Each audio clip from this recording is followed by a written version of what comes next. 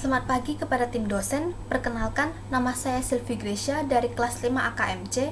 Hari ini saya akan mempresentasikan mengenai ujian tengah semester seminar akuntansi dengan judul artikel utama saya yaitu analisa pengaruh karakteristik Dewan Direksi terhadap kinerja perusahaan pada perusahaan keluarga dalam menghadapi krisis ekonomi. Yang pertama adalah latar belakang. Menurut data Family Firm Institute, perusahaan-perusahaan keluarga di seluruh dunia mampu menciptakan sekitar 70-90% produk domestik bruto atau PDB global setiap tahunnya. Di Indonesia, keberadaan perusahaan keluarga telah memberikan kontribusi sebanyak 82,44% dari total pendapatan domestik bruto PDB di Indonesia. Dewan Direksi atau Board of Director dalam sebuah perusahaan dapat dikatakan memiliki peranan yang sangat penting dalam keberhasilan dan keberlangsungan hidup suatu perusahaan, tidak terkecuali dalam perusahaan keluarga. Dalam survei yang dilakukan oleh PwC Asia, menyimpulkan bahwa adanya tingkat tantangan yang dibutuhkan semua perusahaan keluarga. Untuk mencapai pengembangan terhadap perusahaan, tentu dibutuhkan dewan individu yang kuat dengan pengalaman yang relevan dan perspektif yang luas, dan juga dilengkapi dengan adanya pandangan yang independen dan objektif. Urgensi penelitian. Bisnis keluarga di Asia Timur mengalami perkembangan yang sangat pesat. Survei yang telah dilakukan oleh PwC atau PricewaterhouseCoopers menemukan hasil bahwa perusahaan TBK di Asia Tenggara sebanyak 60% merupakan perusahaan keluarga. Di Indonesia, sebesar 95% bisnis itu dikuasai oleh perusahaan keluarga. Survei juga menunjukkan bahwa 100% perusahaan keluarga di Indonesia memiliki anggota keluarga yang memegang jabatan eksekutif senior. Dalam perusahaan, sekitar 60% perusahaan mempunyai generasi penerus yang bekerja sebagai eksekutif senior dalam perusahaan. Sebesar 80% perusahaan yang memiliki anggota dewan direksi atau komisaris yang bukan anggota keluarga. Perusahaan di Asia dan Pasifik melaporkan kenaikan profit menjadi tinggi, sebesar 32% melaporkan kenaikan profit sebesar 5-10% dan 10-15%, serta 18% melaporkan kenaikan profit sebesar 15-20%, di mana perusahaan yang menerapkan adanya kesetaraan gender memungkinkan akan memperoleh 14% lebih besar meraih usaha yang lebih tinggi. Hal ini diungkapkan oleh International Labour Organization pada tahun 2020. Mengenai dependen penelitian. Menurut Mardiati pada tahun 2017, penelitian dilakukan bahwa suatu kinerja perusahaan dapat didefinisikan sebagai suatu prestasi kerja yang dihasilkan oleh suatu perusahaan berdasarkan standar tertentu dalam periode tertentu. Kinerja perusahaan biasanya menggambarkan kondisi nyata sebuah perusahaan. Kinerja perusahaan menunjukkan kemampuan perusahaan dalam mengelola tata kelola perusahaan. Kinerja perusahaan dipengaruhi oleh tata kelola perusahaan yang baik ataupun buruk. Semakin baiknya tata kelola perusahaan, maka kinerja perusahaan akan semakin baik. Namun sebaliknya, apabila tata kelola perusahaan buruk, maka akan menghasilkan kinerja yang buruk.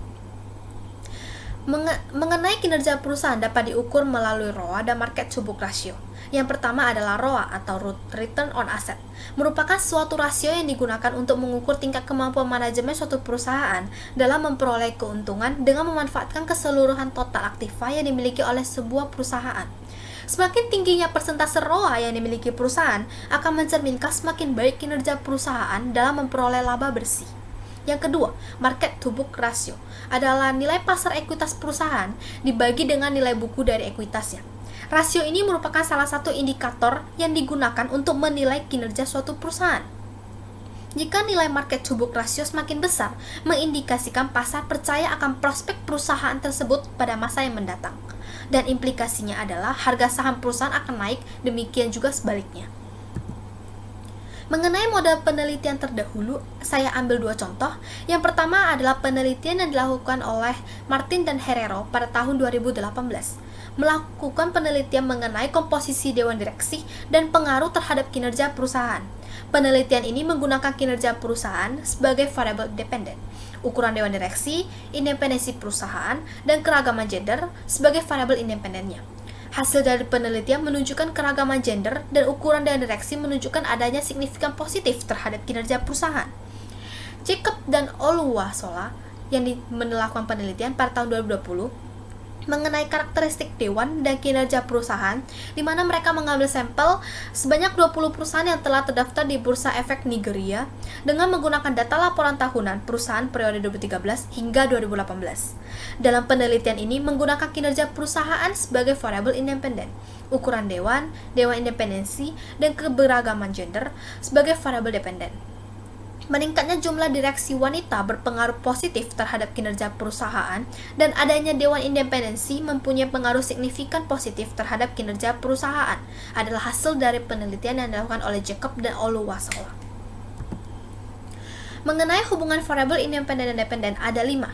Yang pertama adalah hubungan konsentrasi kepemilikan terhadap kinerja perusahaan, di mana dalam penelitian oleh Robin dan Amram pada tahun 2016 menunjukkan adanya konsentrasi kepemilikan dalam perusahaan akan berkontribusi terhadap kepentingan manajer perusahaan dan pihak luar pemegang saham.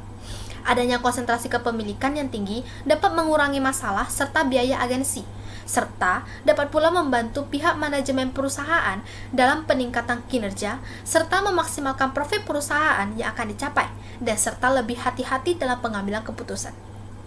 Yang kedua, hubungan keberagaman gender terhadap kinerja perusahaan. Keragaman gender di perusahaan Indonesia telah menunjukkan bahwa dapat meningkatkan hasil usaha serta mendorong peningkatan profit dan produktivitas perusahaan, di mana adanya laporan yang menyatakan sebesar 66% perusahaan di Indonesia terjadi peningkatan laba dan 53% meningkatkan reputasi perusahaan. Hal ini diteliti oleh International Labour Organization pada tahun 2020. Yang ketiga, hubungan anggota dewan non-eksekutif terhadap kinerja perusahaan. Direksi non-eksekutif dalam perusahaan juga merupakan direktur eksternal yang bersifat independen. Penelitian oleh Mujtad dan Darari pada tahun 2013 memberikan hasil bahwa adanya pengaruh signifikan negatif terhadap anggota dewan non-eksekutif dan kinerja perusahaan. Yang keempat, hubungan dewan independensi terhadap kinerja perusahaan. Penelitian ini dilakukan oleh Martina Herrero pada tahun 2018 yang menghasilkan bahwa adanya dewan independensi dalam perusahaan mempunyai pengaruh signifikan negatif terhadap kinerja perusahaan. Bahwa dalam perusahaan keluarga tidak ada dewan direksi yang benar-benar independen ataupun dewan direksi tersebut mempunyai kekurangan dalam hal pengalaman ataupun keahlian. Yang kelima, hubungan anggota keluarga pada dewan direksi terhadap kinerja perusahaan.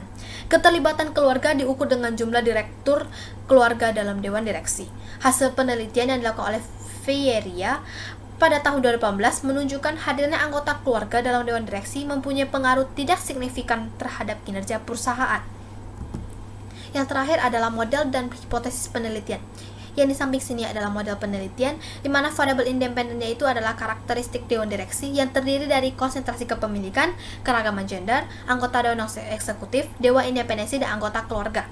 Serta variabel kontrolnya adalah umur perusahaan, ukuran perusahaan, leverage, periode krisis, variabel industri, dan variabel tahun.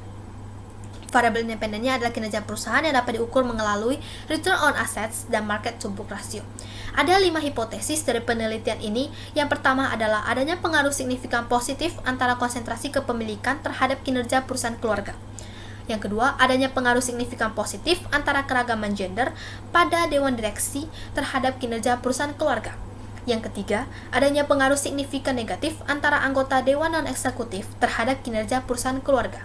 Yang keempat, adanya pengaruh signifikan negatif antara dewan independensi terhadap kinerja perusahaan keluarga. Dan yang kelima, adanya pengaruh signifikan positif antara kehadiran anggota keluarga di dewan direksi terhadap kinerja perusahaan keluarga.